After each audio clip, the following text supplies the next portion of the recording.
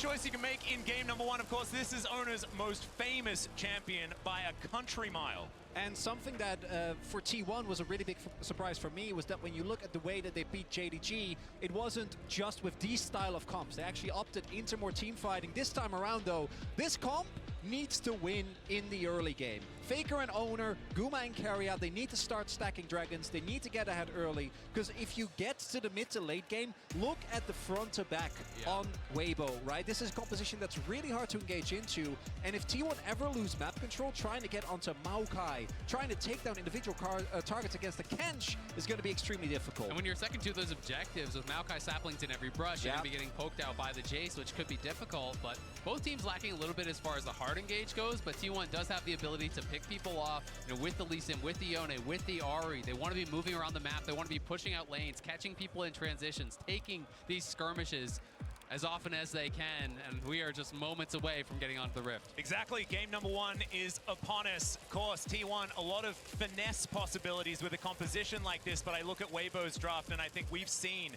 these styles of draft so many times in the past, staying tried and true as we head onto the Rift for our very first game. T1 coming out swinging, and Weibo, I think, ready to pick up that punch. See exactly how it is going to go. Worlds 2023, game number 1. Let's do it. And already, I've got to point out, it's triple TP for Weibo. Crisp is going to be taking the TP on that Tahm Kench, so feeling that they can't necessarily get pressured heavily enough to actually get killed. If he feels he's going to get chunked out, hey, you TP back early. You know, you keep up that farm as much as you possibly can, but it's going to give you the advantage in playing that map because they will have that extra teleport come mid and late game. Another thing here is, what is the level 1 going to be? I think that one of the other really underrated parts of the Senna Kench is how strong their level 1 is. Exactly right, but just a reminder to connect your League of Legends account with Prime Gaming to grab the exclusive Braum W emote. And if you haven't done it already, my goodness, I mean, this is, just do it. Just do it now. That'll be fantastic. It's a really good emote. Yeah. And you saw there as well, no opportunity, unfortunately, for Weibo to use it, at least for now, although Late Invade might come through. But I do think that the level 1 of Weibo is so strong, and they're clearly expecting this. So T1, I think, very smart not to opt into this and take the risk in game 1 of the finals. And they were pretty good at utilizing Tahm Kench in that level 1 play, if we remember back to it as well. So certainly no shenanigans this time around. And I think in a game number 1, that is a good idea. Faker on his 4th unique champion here for Worlds in game number 1 of the final. But of course, Ahri is one that he's been famous for many years. And I think there's going to be so many eyes on the mid lane because Xiaohu has not been performing to the level that people were hoping for from him. You know, he hasn't been having that incredible tournament, but now here in his first ever World Finals, he's got to step up if it's going to be Weibo win. Exactly. Well, Piercing Darkness coming through there from Light. Not too much, just a little bit of a tussle, a little bit of checking each other on the bottom side of the map. As Faker now trying to push forward, Xiaohu just having an okay time here as the Jace into the Ahri. And we'll see if we're going to see, and rather where we're going to see the early jungle attention. Because I think for T1, obviously, self-explanatory, Dragons and Heralds are incredibly important to pick up early. But there is an opportunity to try and go for these aggressive plays. I think Weiwei in particular has been really good about consistently finding bot line angles. Although he is currently pathing towards bot. We'll see how T1 can cover for Zeus, because he is already shoving in. And if you can get an early kill on the Yone, it can really send him behind. Well, an Owner's going to use this to invade, right? He's going to win this duel against Weiwei, so he's just going to try to get right in his face, push him out. He knows he has that pushing top lane, and we'll see how this fight does go. Yeah, nice little sidestep there to avoid the Sonic Wave. Weiwei just making sure that he can keep that health bar high. Has actually popped a potion there as well. It's the sapling in the brush. His Owner's just looking to try and wreak havoc. But look at Zeus. Zeus is already moving down. That's why he starts the camp now, because Zeus got the push in. He's going to come down, so Weiwei's going to have to back off. He could look for the 50-50, but he risks putting himself in danger. So it should be Owner grabbing the Wolf, and they can continue this pressure on. You can look towards mid now, as Xiaohu's in trouble. Yeah, Owner immediately moves over. There's the flash. A Q's going to land from Owner, but he decides to not go in under the inner turret, and Xiaohu looks to try and fire back. This is just great stuff early on here from T1. Owner, 3 camps top, moves into the enemy jungle to cover Zeus on the push, then uses Zeus' pressure to move down, steal the Wolves, rotates over towards mid where Faker has that, now into a bot side scuttle. This is really clean, really well pre-planned play here from T1. And I'm going to be looking towards how are the junglers able to punish the lack of There's flashes. Flash W as Faker gets the charm. He stomps it to the skies, but I don't think it's going to be enough because his flash is already down. And first blood goes to Xiaohu. And I haven't even finished my sentence, or Weiwei does that exact thing. Punishes Faker for being that far up in the lane, and all they gave up for it was a wolf camp. And we said Xiaohu had to have a good series, had to have a good game, and what better start than a first blood on the Spring King from the LPL in his first World Finals. And you mentioned it already, Chronicler. Xiaohu is a guy that's had a lot of attention from a lot of fans and already starting to silence some of those doubts. But it is very, very early days in this one as we check out the replay. Really good pathing here from Weiwei. Yeah, this is just great from Weiwei. It just wraps around, did skip that topside scuttle, and I think Faker potentially thought he was actually over on it. Just comes right down, pass immediately there, is not going to be able to get out as Faker committed the flash for that trade earlier on Xiaohu. And if you think back to the spring final, or summer finals rather, that T1 wasn't able to win, it was in large part because Gen.G identified if you get Faker off of some of his comfort champions and you put him down early by a lot of repeated jungle attention, it can be a viable way to get an early to mid-game lead against T1. And we've seen that they can struggle in that situation. And particularly with draft like this, you need to win. You can't try and kind of go through the middle, maybe pick up a dragon or two. No, you need to be able to dominate from the get-go. And Ari Pre-6 is one of those champions that you really can take advantage of. That is why Azir was so key for T1 in their playoff run. And Weiwei, it's interesting to note that it was that first gank in towards mid. He has been so heavily prioritizing these bot-side ganks throughout Worlds. In the LPL, it was much more about playing towards the Shy, but at Worlds, it has been about playing towards Crisp, playing towards Light. And I really wanted to see what his game plan was going to be coming into Worlds, because clearly T1 would be prepped for that. Well, and they're going to clear out some vision. As you can see, Control Ward in the Drake pit. First one going to be a Chemtech Drake. And Ona is going to very happily join Keria as they look to take this one down. So at about 6 minutes into the game, we will have our very first dragon. Faker coming on over, not going to be able to steal anything away. Just getting some information here for T1. They will be able to secure this dragon. So that is one of the steps that they have taken here. Still, they're going to need those big advantages like you guys were talking about in order to make this one work. Looking here towards the bottom side, Gumayusi has a huge advantage over the Tahm Kench, but something that you would expect. It's not necessarily a lane you can really judge on CS. I mean, you can see it in both top and bot lane, though. These CS differences, obviously, is the Tahm Kench versus that Kalista, not comparing it with the Senna. But both top and bot, significant CS advantages already here for T1. Mid, slightly favored towards Faker despite the death. They are out-farming their opponents, and that's why they're still up this slight amount of gold despite giving up that first blood. And this is something Weibo was also able to do. The Shy, specifically against Bin, was able to use the fact that the matchup was isolated to push really heavily for big CS leads and then take those leads into mid-game fights and carry them. And when we talk about comps that are relying on these early game advantages, one of the ways you can do it is just by stacking dragons. You're playing Kalista, you're going to have bot side pressure. Even if you can't establish a massive gold lead, if you take these early dragons and put the pressure of that soul on your opponents, you circumvent a lot of the weaknesses in hard engage that your composition has. You draw your opponents to you, you force them to challenge you at these dragons where you are going to be set up for that fight, where you are going to be in the advantage. Well, right now, it is just a bit of trading in lanes. Weiwei going to go home, collect himself a book and a Control Ward, try to get back to it as Crisp, the Tongue Lash. It hurts a whole lot more, I feel like, when you've got him sitting in a lane by himself for quite some time, but he's actually still just level 5, same as everybody else. And Gumayusi still playing aggressively, not able to land too many of these pierces as Zeus' soul is relatively unbound as he just keeps shoving these waves relentlessly into the Shy's turret. First plate has gone down already here for T1, like you were mentioning, Azel playing into the advantages in gold that is now ticked up to about 500.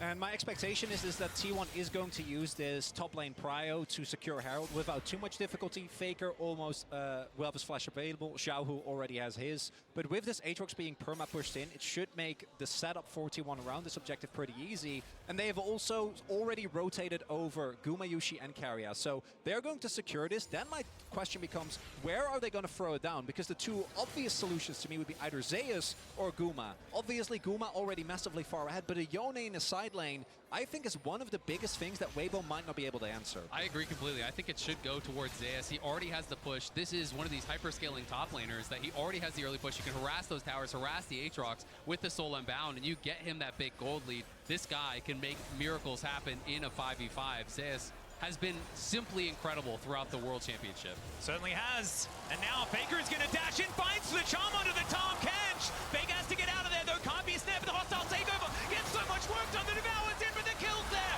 for Owner. Xiaohu now going down low as Faker dashes forward once again. But it looks like they'll have to settle for one and a Herald. And Weibo, they see that T1 is at the Herald. They rotate over, and I think they try to recuperate, but that's sunken cost fallacy because they just walk up. T1 finds the angle, and Weibo give up the Herald and a kill. Exactly, and maybe going to lose some farm down on bot side as well, because Chris has no TP, but Zeus. Nature's Grasp comes in, he gets pulled back, he's interrupted from the ultimate. Zeus does get a knock up there and a shield, but I think he's still dead. And there it is, the answering kill from the Shy. Weibo able to punch back on the top side. You can see Owner hanging around that bottom side, potentially threatening, as Guma and Carrier are going to push it in. Already have taken a plate themselves down there, but great kill back on the top side. Does help to equalize the gold there for the Shy. Yeah, gold now actually completely fine. The Shy might even be able to pick up plate as well. And crucially, Zeus doesn't have TP, so actually is going to lose out on this wave. Unlike Faker when he was ganked earlier, could just TP back to the lane. Not going to be the case here. And that's the second time that Weibo, the initial play might not work, but Weiwei pulls it back. Exactly. And Zeus just couldn't use that ultimate quite fast enough, you know, so Weiwei was able to get ahead of him, blocks the ulti, and then from that point, Zeus says, you know what, I'm dead either way, so I'm going to hold on to the flash, but that is an unfortunate death for him, as he had so much pressure on top side, so much tempo, and a lot of that is going to be lost now, but not lost in the mid lane, where Faker has continued to push in, continued this relentless aggression here, despite being that first death. Yep. Even though he did fall down first up, Faker is pretty good at bouncing back from initial deaths. The global taunt that he's had for the last 10 years seems to be the thing. The most ganked man of all time. I think it's probably true, but also he's played like the most games out of anyone else that still plays currently. So it's a weird stat to go towards. Bottom side of the map, we do see a reset coming through here for Gumushi and Carrier. Not quite towards the first item yet for the Kalista, which would be pretty important for the next fight coming up. See what they can get for themselves. Yeah, you see as well already, Weibo is moving up. The second Drake, I think, is really pivotal. There are a lot of good Drakes still available for T1. No Chemtech Dragon in particular. We know exactly what Drake it's going to be. It's T1. It's Cloud. It's got to be the Cloud. They've got the most Clouds out of any other team at Worlds. You don't want him to have Cloud Soul, particularly not with the amount of mobility on the team. So I think that Weibo is going to try and contest here. But T1 still are the ones with control of their pot side. Prio is now being found by Light and Crisp. Herald being placed down just in mid lane to try and pressure Weibo out and get a quick move into the river. It's going to mean that that dragon should belong to T1 if they can get control with it. Faker sticking around for the cash. They will be able to gather it here. Orbit Deception going to go wide, and it looks like Faker's not going to stick around for another plate. As Weiwei going for a reset, they're going to give up the second Drake as well. Yeah, I think there's just no real angle for them to contest from this point. Owner drops the Herald mid, they get Prio there, they reestablish Prio down on that bot side, move up through the river. And with Carrier and Guma at such a strong point early on in the game, it is going to be Cloud Soul. Yeah, it's not a question mark. I did tell you. I informed you. I didn't pose a question. Well, Atlas, I always want to believe that you're right about dragons. And in case of Clouds, I got to say, you often are. Yeah. And do you know who was actually the one that told me that my love of Clouds was actually okay? It was Azael. As Crisp is taking some damage here towards the bottom side. It's all right. I've always been a Cloud believer. Yeah. Yeah. Yeah. Move speed turns out pretty good. Uh-huh. It's a pretty good stat. And Zeus not going to... he's actually going to utilize some move speed to move out of the Infernal Chains. Look at nice that. Transition. Proving your point immediately, Azael. You love to see it. Owner is here, though. It's going to be a 2v2. Zeus taking a bit of damage as the Q comes down. There's the ulti. Nature's Grasp, but look at the knockups. The kickback. Weiwei punches him out of it. Oh! The Daunting Shadow flies through to help get the kill onto Zeus. It looked good for T1, and Weibo struck back. And Light saves the play. T1 make the call before Zeus has back to all-in on specifically the Maokai. Just finished his demonic embrace. Weiwei is able to stay alive. Light keeps him there, and a big win for Weibo. They thought they could punish the missing flash that had been spent as Carrier looking for an angle, won't find it. They wanted to be able to burst him down. Faker. Yeah, maybe Everfrost has come through. Foxfire coming down, but they do have to invest the ultimate. Faker now not going to have that for the next play, and that's what Xiaohu wanted. We'll have to see now. The Shy getting more and more ahead now in that top lane. You know, has taken a couple plates, does have the kill and the assist. Score Drinker completed, tier 2 boots done. Zeus with that big farm lead is still keeping things relatively even, but both those scraps on the top side have gone Weibo's way. And again, Weiwei to me has been the crucial factor here. 100% kill participation thus far, able to make sure that T1 doesn't get that momentum. Now, I don't think that T1, particularly with the dragon stacking, is necessarily in grave danger, but this means that the gold stays on parity, that Weibo still gets to scale into that mid to late game, where it can be incredibly impressive to enter, as the Shy might be getting ganked. Yeah, Kerry is going to move on up here as Zeus is going to break those chains. Kerry is looking for that handshake angle as already the Shy's done a fair bit of damage, but I don't think it is going to be enough as it's Alco Gaming for the Shy, and he will go down. Ona grabs that kill. Owner, nice kill on the top side. If 2 doesn't work, bring 3. Bring another guy. Carry on the roam up towards top side. Wasn't really expected, I think, to be up there. The Shy thought he was going to be safe, but now dying there with no TP does mean there's going to be a pretty big push. You can see Guma. Of course, you have to compare that with Crisp's goal. Oh, brings him back in with a twisted advance. The kickback as well as Weiwei gets out the punch, and now Shahu coming on in. Ona's going to burn down, and no bailout for you. Light's in a bit of trouble, but the charm is not going to get it done because Crisp is there with the denial with the Devour, and T1 have to run away. What a play from Weibo. And continuously, they are getting out skirmished. Weiwei should be able to get the execute here. So nothing given up. And Weibo walk away victorious again. Weiwei has just had such an incredible journey as a player. You know, this guy first starting on V5, came in with them, played with BLG, and since joining, Weibo has made such a difference with this team, has really transformed the team, has such good pressure in the early stages, and him getting going early always spells good things for this team. Certainly does. Let's have a look at the play one more time. And as we look here, initially it looks like T1 wants to back up, but Weiwei goes very far back, but then crucially barely stays alive, right? And with him getting away, there is no bailout value for Owner, and the fact that Faker TP's in doesn't matter because Crisp is standing at the ready with Devour. Yeah, Crisp is there, and Light with some nice little side steps. Don't think the charm would have mattered even if it landed because Crisp was right behind him, but well played on the sidestep nonetheless. T1, though, continually going towards these objectives. They know they need to keep pushing the pace, and Weibo here looking to challenge. And nice shock blast is going to soften up T1 just a little bit here. 4 versus 3 in this moment, but Faker's wrapping around from the top side of the fight. The Shy pretty far away from this one. And Zeus is moving in, gets over the wall. There's the ult. It's going to be dodged as he gets himself out of there with the unbound soul. And T1, they are going to be able to secure the Herald. Forces the flash from Light, and they get the Herald. Really nicely done from T1. That is what has been going their way all game long. And now I'm wondering, can T1 also get themselves to this Dragon in time? I think they just have enough time to still get the backs in, make their way, spend their money, and then try and set up this soul point very early on. Because while when it comes to gold, Weibo has been able to stay very relevant, if T1 pick this up, they will have gotten every single objective thus far, and it will at the very least force Weibo to maybe make some tough decisions once Zeus in the sideline becomes hard to deal with, because I wouldn't be surprised if he ends up going for Hullbreaker again. And this is such an early soul point that they will be moving to. Their 3rd dragon here taken, if they can get it, around 17 and a half minutes into the game.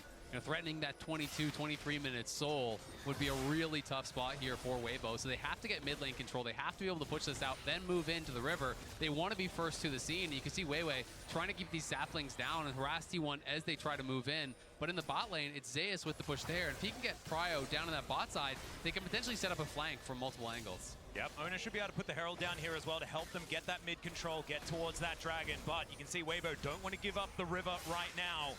Weiwei just standing stalwart. The Shy is going to turn up. Charm is going to connect, but Faker probably not wanting to go in on that one. You're going to connect from Owner and T1, just keeping up this pressure, allowing Weibo to move into that river, knowing they have Zeus very close to that bottom wave to keep pressure in the lane. Exactly. Zeus threatened moving up. He went, just did the Gromp. Now he's down back towards that bottom lane, pushing that out. So forcing the response from the Shy.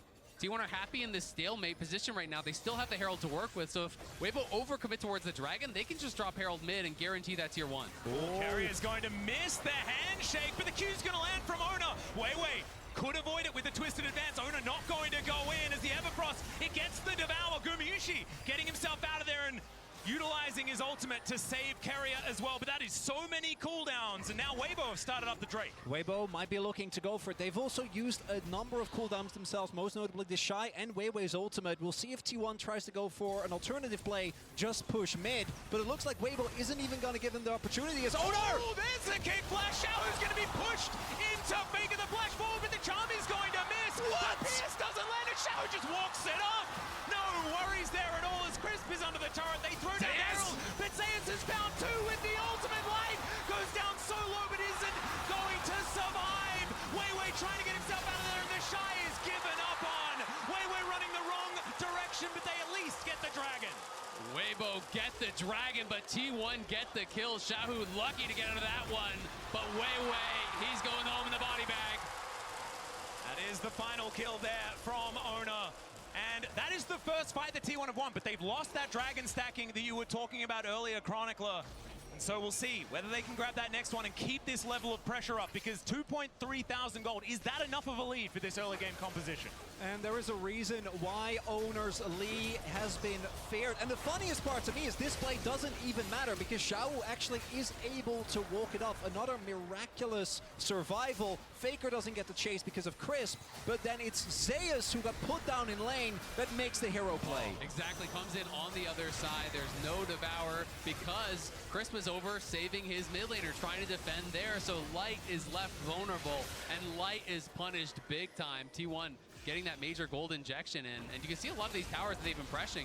If you look on live, Faker taking down that top tier 1. A lot of these turrets have been getting lower and lower from this T1 lane dominance. Yeah, you can see there's a lot of relief on Tom's face there as well. Hoping that T1 can get this mid-game sorted out. Ona stealing away some Raptors. Full vision given over to Weibo. 3.5 minutes on the clock when it comes to the Drake, as in goes Zayas. Xiaohu just boops him away, and Ona is going to come through as well. Xiaohu in still a lot of trouble. Safeguard comes in. Xiaohu moving away from the Lee Sin to the skies, comes down. The Devourer is there. It was Crisp coming forward, and he saves his mid laner, but that is a lot invested. That's the problem, is that even though Xiao makes it out alive, Crisp uses TP, and they're not even going to be able to save the turret. So even though Zeus isn't able to actually clip Xiao, who he sidesteps the ultimate, it's still a big win. And the Hull Breaker is, in fact, done, and it makes him such a menace in the side lane. Exactly, it's incredibly difficult to deal with him. They become incredibly tanky. And one of the most underrated parts about this is how tanky it actually makes the cannon minions. They become very difficult to actually wave clear out. It allows you to harass your opponent, but Guma could be in a bit of trouble here as Crisp looks for it. The immediate cleanse does get out of the way. Nature's Grasp isn't going to connect, but there is a twisted advance. Hostile takeover across everyone, though, but the Shy is just gigantic. Guma trying to hop away. The Fates call the knockups, and meanwhile, Weiwei is going down. Faker collects it before falling down. Crisp has to go, though, because he's so incredibly low, and Zayas is tearing them to shreds. Weibo lying on the floor now as T1 look to tidy up Crisp. And they won that team fight even better than the last. Guma refuses to go down. Keria saves him, coming in with the hostile takeover in T1. They're on the Baron. And it's Renata that does it again. Keria standing at the ready, keeps Guma alive throughout all of it. And T1, the goal before this was even. Weibo picked up the dragon, but after this fight, multiple kills going over the T1. Baron secured. And it looks like the first grade might have been broken open. The early game comp getting it done. And here is the replay. We'll see how it all started. It looked like a pick on Gumayushi. It did, but it just took them so long to actually get to him. You can see everyone from T1 is coming as fast as they possibly can. And all the time that was bought here by Guma allows them to arrive, allows the hostile takeover here, hitting across multiple members. Light is forced to even flash out, just trying to avoid it, but Owner knocks him down. Guma dances out, using that ultimate with Keria's help to peel him off. And we're seeing one of the big issues with the Senna is that if you're playing a front to back, Senna feels almost impossible to deal with. Particularly with Kench, it's really hard to take people down, to get through the front line. The kite back's amazing, but if you get caught, particularly by something like a Lee, you don't get to play the game. And also, they weren't playing front-to-back League of Legends. It was a split Exactly. fight entirely, with the fact that the Shy goes in, is in the middle, and it felt fantastic, right? It was a bit of a split there from Weibo with their decision-making moving forward. It could mean that they could adjust that moving into the next team fight and really show what this composition can do. And the tough thing for Weibo is it felt like so many things did go well for them in the early stages. Those skirmishes were working for them, but when T1 hit way harder. And they have gotten so much out of these last couple plays. They're going to try to take a tier 1 top, but Faker's looking for an engaged bot. Yeah, looking for even more. Everfrost is going to land. Somehow that charm didn't connect, but it is still going to gather a Devour from over the wall from Crisp. T1 will settle for this inner turret. And this is where the earlier Drake from Weibo is going to feel like a miracle in disguise, right? If they didn't have that, would be just a soul point in addition to all the turrets that are there for T1. Now, sure, they're not going to have the soul. You still have 5 minutes of time. It's not looking great, but at the very least, they'll have one more opportunity to try and get something going. My main issue is, particularly with Zeus now completely back in the game and sitting on a pretty ludicrous gold advantage, 3K in the sideline is going to be untouched. I mean, even in the team fight, he just finished an IE. He's got 3 full items now. The Shy just finishes Derek's second. And when you have the IE in, you can talk about not wanting team fight with a Hullbreaker, but when you've got an IE and a Kraken, you can one-hit the backline. This becomes incredibly hard to actually fight against this guy. So if T1 can execute on those 5v5s, as they have been doing all tournament long, we saw it showcased against JDG, against the world's best in that 5v5 stage, then it's going to be tough for Weibo. Look at Keria. Yeah, Zeus dancing forward, but like you say, Keria lurking in the sidelines. Weibo just trying to deal with these minion waves, not wanting to give up more than they can afford to lose. T1 just going to gather themselves a little bit of extra standing gold in a turret. Not exactly the end of the world, but it's all just more money here for the coffers of T1. These shock blasts starting to land a little bit. Lands onto Faker there, but they're going to need more of those if they want to stop the pressure. The shock blasts do hurt, but T1 is just playing so intelligently around this. They drop that pink ward mid. Zeus playing very far back because no one's answering top. You know, as T1, the only recourse in this game Weibo have is to overload one side of the map, get a 3v1, get a 2v1, get a pick kill, then attack the rest of the T1 squad. So until they show top, there's no reason for Zeus to walk up. He just plays it so far back, plays it calm, cool, and collected, and allows his team to get those incremental advantages up in top lane. And this has now turned into an 8,000 gold lead. The Rebel Baron power play just kind of gigantic, given the fact that it was relatively close for a lot of this game. It's how T1 do really like to break open games, especially in the past when they were at their most dominant. Definitely a good sign if you are a T1 fan. And Weibo well and truly on the ropes here at this stage of the game. And for Weibo now, you're gonna either have to have someone on T1 overextend, like you were saying, Azil. I do think it has to be someone else, because killing Zeus when he has Flash, Hullbreaker, and IE is going to be such an incredibly difficult task. But then look at what the rest of T1 is doing. No one is actually segmenting themselves off from the rest. They're always working in tandem. Exactly. You know you win the 4v4 and you win the 1v1, so as long as you have eyes on Weibo, you are chilling. You just have to make sure you're not getting poked out too heavily, as it's going to be up to Xiaohu. Faker waiting over the wall, wants to land that charm to start this fight potentially, but no. Weibo just back away, not wanting to take a fight unless it is far more within their favor and with more information. And that is a very difficult thing to gather here in this game. You talk about saplings, things like that, all these opportunities. If you can't walk out of your base, they don't do a whole lot of good. It does get very difficult. At the very least, you can use that to clear out brushes, to move forward, try to reclaim some vision, as they're going to do now. Knowing that T1 is on the reset, they will try to deny some of this vision, but the death cap is going to be here soon for Faker. You can see Wit's End going to be pretty soon as well for Guma. These third items are going to be coming through when the GA comes in for Owner as well. T1 are just trying to get as prepared as possible for the Soul or for this Baron, where they are really going to look to dominate. And really nicely done, shown by our observers here, is how little Weibo know. Well, obviously they have a suspicion that T1 is going to be somewhere in the jungle and they can scout with saplings, but actually retaking control becomes incredibly difficult. And right now, it's still fine, but in 40 seconds, the Baron is coming up and Weibo will be faced with one of two choices. Either you just try to hard force your way in and like flash engage with Weiwei onto someone of T1, but if they don't give you that opportunity, you're gonna have to try and fight up a straight fight. And one of the biggest problems with that is when you're approaching Baron from blue side, you're setting up for a perfect carry ultimate, right? You know, you all try to flash in, try to go for that engage. If you're trying to follow up on Weiwei's play, there's gonna be a hostile takeover coming through your entire team, so the difficulty is extremely high for Weibo from this position.